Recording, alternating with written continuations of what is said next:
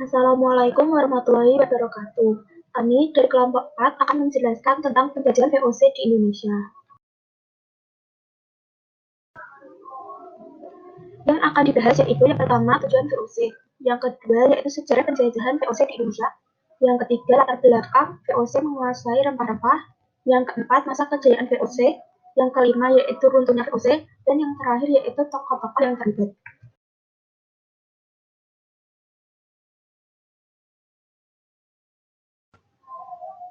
Pada tahun 1595, Belanda melakukan penjelajahan samudera di bawah pimpinan Cornelis Houtman. Mereka berangkat dari Eropa dan tiba di Indonesia pada 1596 dengan mendaratkan kapalnya di Banten. Pada tanggal 20 Maret 1602, Belanda mendirikan perusahaan dagang di Indonesia yang dikenal dengan Verenigde Oost-Indisch Compagnie atau yang disingkat VOC. VOC merupakan usulan dari Oldenbarneveldt yang dipimpin oleh 17 orang direktur yang disebut Dewan 17 atau Heren 17.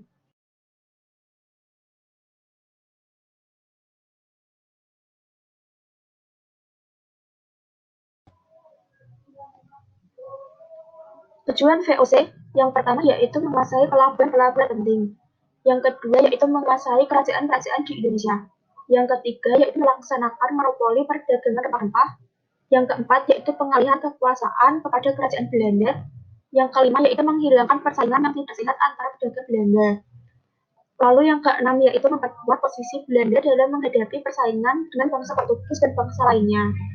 Yang terakhir yaitu mencari keuntungan sebesar-besarnya untuk membantu pemerintah Belanda yang sedang berperang menghadapi Spanyol.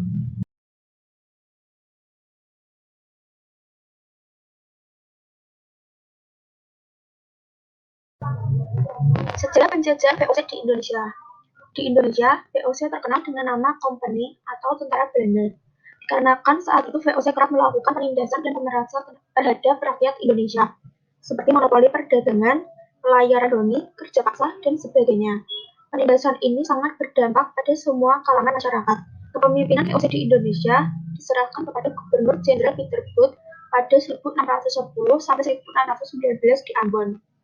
Peter Booth memilih Jayakarta atau Jakarta sebagai kantor administrasi VOC. Kemudian, John Peterson Koen selaku Gubernur Jenderal VOC kedua memindahkan markas besar VOC ke Jayakarta dan mereka mengubah sebutannya menjadi Batavia.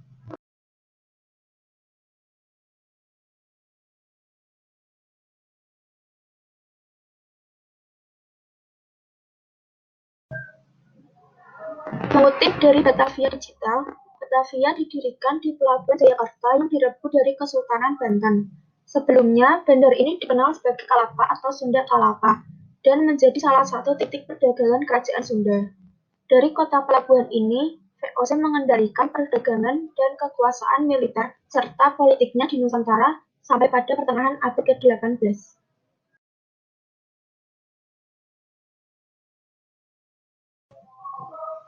Latar belakang VOC menguasai rempah-rempah. Yang pertama yaitu menaklukkan Portugis. Dilansir dari buku Nusantara, Sejarah Indonesia karya Bernard Hubertus Maria Fleck, tak lama setelah dibentuk, VOC mampu menyingkirkan Portugis yang sudah lebih dahulu membangun imperium perdagangan di Asia. Sebanyak 13 kapal yang berangkat dari Belanda dilengkapi persenjataan yang kuat menyerang Portugis dari segala sisi benteng pertahanan mereka. Serangan tersebut berhasil membuat Portugis takluk dan terusir dari Johor. Di Ambon, Portugis menyerah tanpa penyerangan, sedangkan benteng Portugis di Tidore jatuh.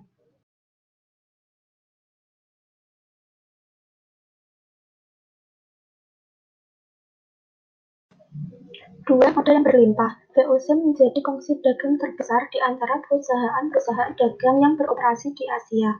VOC tumbuh pesat, salah satunya karena modal yang berlimpah.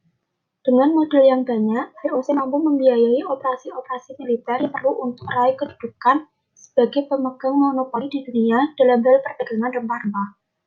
Penaklukan Makassar pada 1667 yang merupakan pelabuhan terakhir keempat para saudagar dari Eropa dan Asia dalam memasok rempah-rempah bukan dengan perantara VOC atau penyelundupan menjadi tertutup.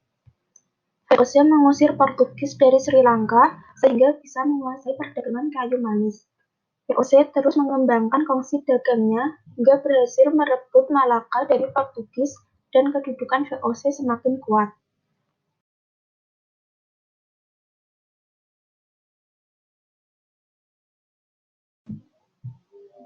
Masa kejayaan VOC tak memakan waktu lama. Pada abad ke-17 dan ke-18, VOC berkembang menjadi serikat dagang yang paling sukses. Kesuksesannya berhasil menekan para pedagang Inggris dan Portugis yang telah lebih dulu mencapai Nusantara. Dengan kesuksesan tersebut, Parlemen Belanda memberikan VOC memiliki hak istimewa yang dikenal sebagai hak oktrooi yang memberikan kewenangan untuk 1. Melakukan monopoli perdagangan rempah-rempah di wilayah antara Tanjung Harapan sampai Selat Magelan termasuk Nusantara. Yang kedua, yaitu merekrut pegawai atas dasar sumpah setia. Yang ketiga, membentuk angkatan perang dan melakukan perang. Yang keempat, membangun benteng dan mengadakan perjanjian di seluruh Asia, serta mencetak dan mengeluarkan mata uang.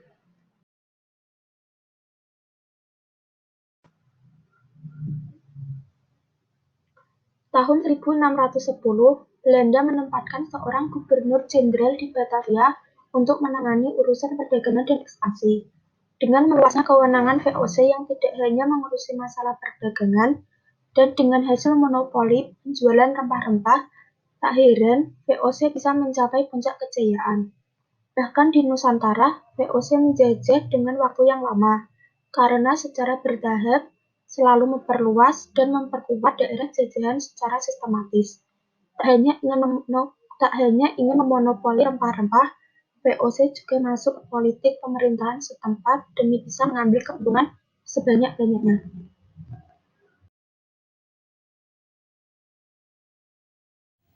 Runtuhnya VOC. Memasuki akhir abad ke-18, kejayaan VOC mulai merosot.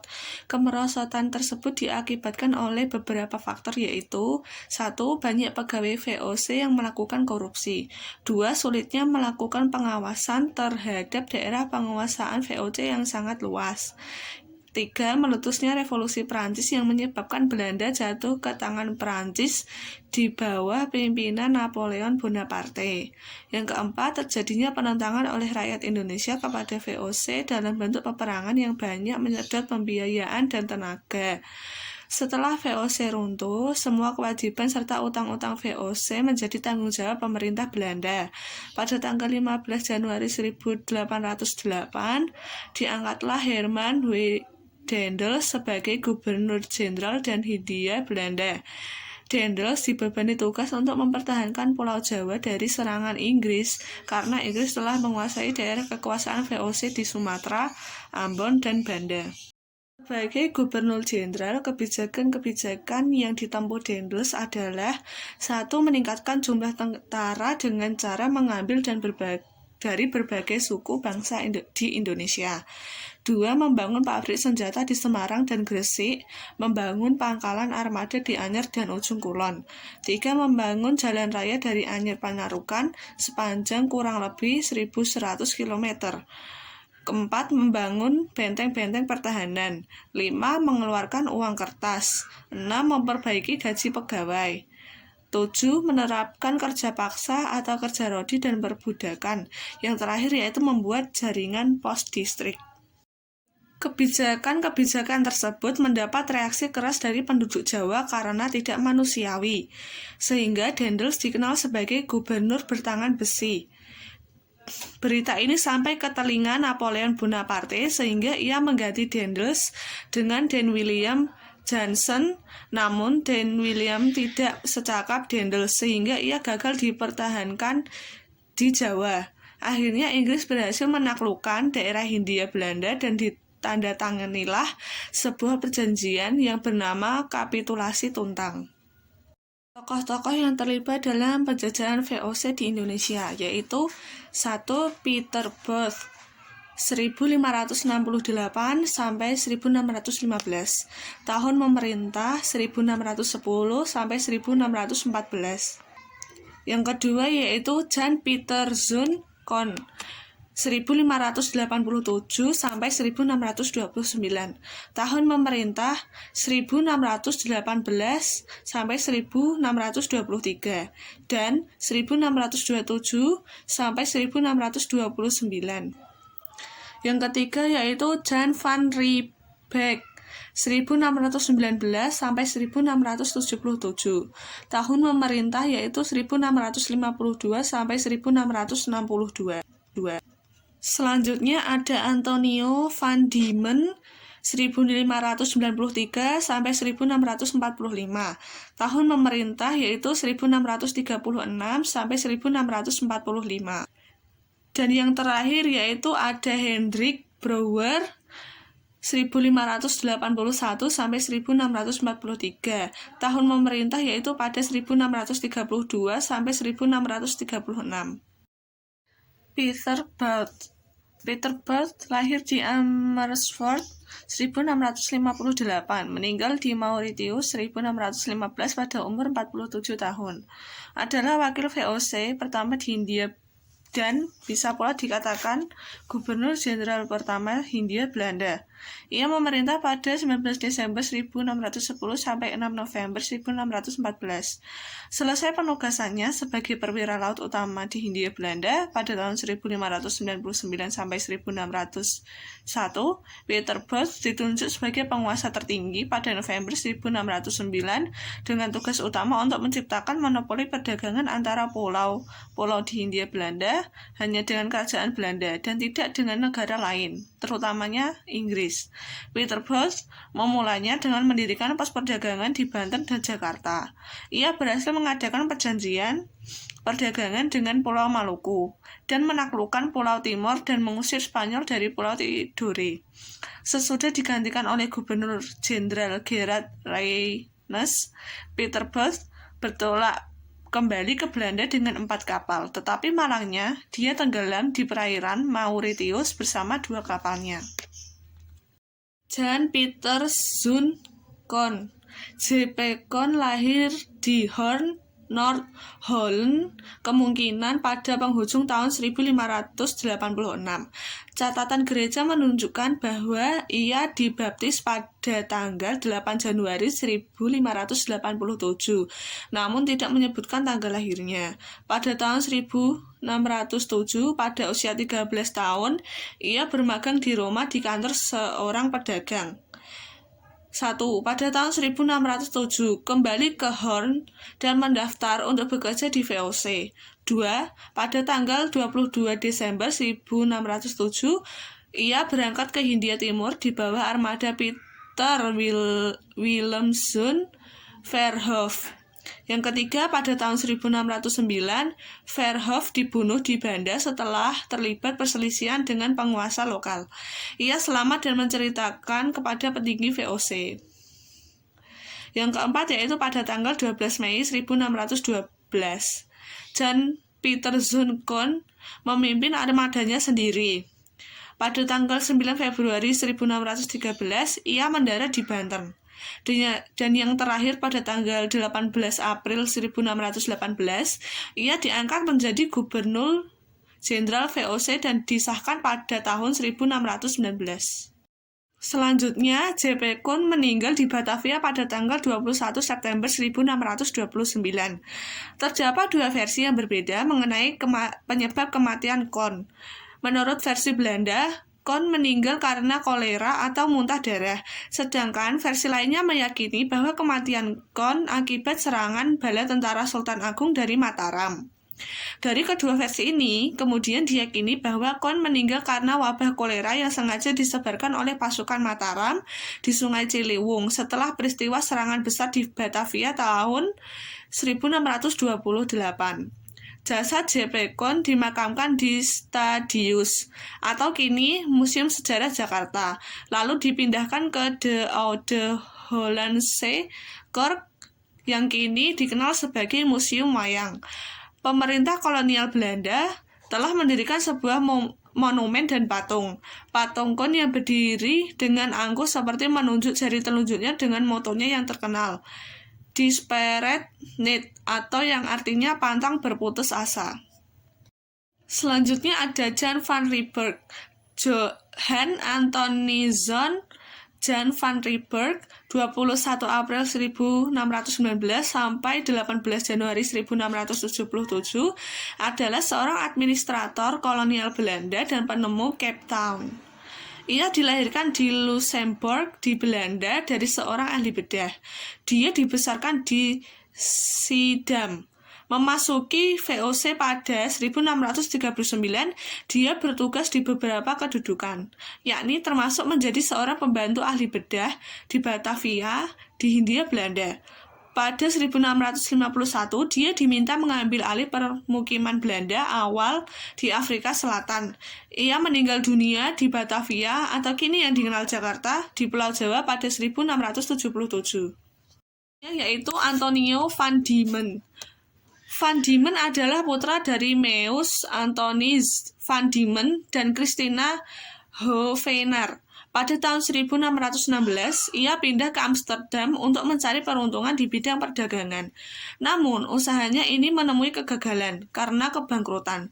Setahun kemudian, ia menjadi pegawai di VOC dan berlayar ke Batavia.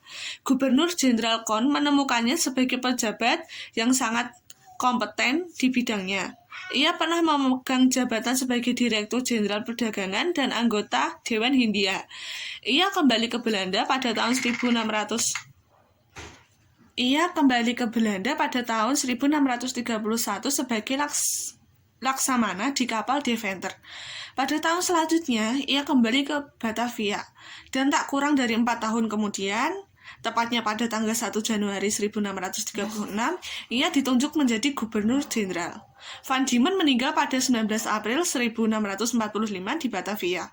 Namanya menjadi nama lain Pulau Tasmania, Van Diemen Land, dan Teluk Van Diemen. Van Diemen oleh orang Belanda dibanggakan sebagai Gubernur Jenderal Hindia Belanda yang terhebat kedua. Jasa-jasanya antara lain: 1. Pada tahun 1636 sampai 1638 meredakan pemberontakan di Maluku. Pada tahun 1638, Van Diemen memerangi perang melawan orang Portugis di Sri Lanka dan Melaka. Pada tahun 1639, ia melakukan gencatan senjata di Banten dan kemenangan di Sri Lanka. Pada tahun 1641, ia berhasil merebut Melaka. Pada tahun 1644, kemenangan di Sri Lanka dan Kamboja. Pada tahun 1648, Molenvliet adalah kanal besar yang dibangun untuk menghanyutkan kayu bakar dan lain-lain dari daerah dekat hutan atau di sekitar bekas gedung Harmoni ke kota.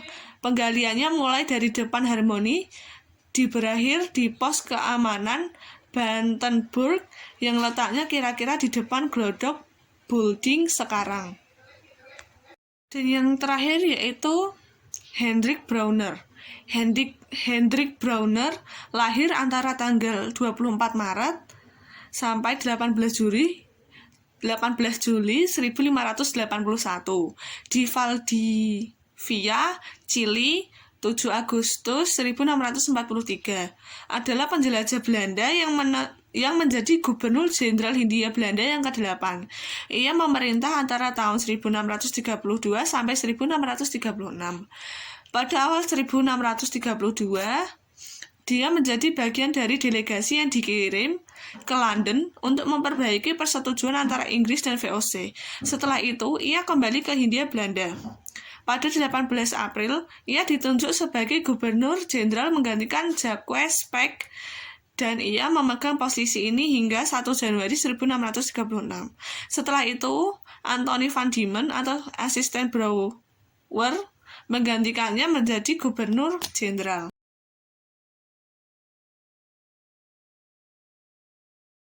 Sekian presentasi dari kelompok kami. Bila ada tutur kata yang tidak berkenan, mohon dimaafkan. Wassalamualaikum warahmatullahi wabarakatuh.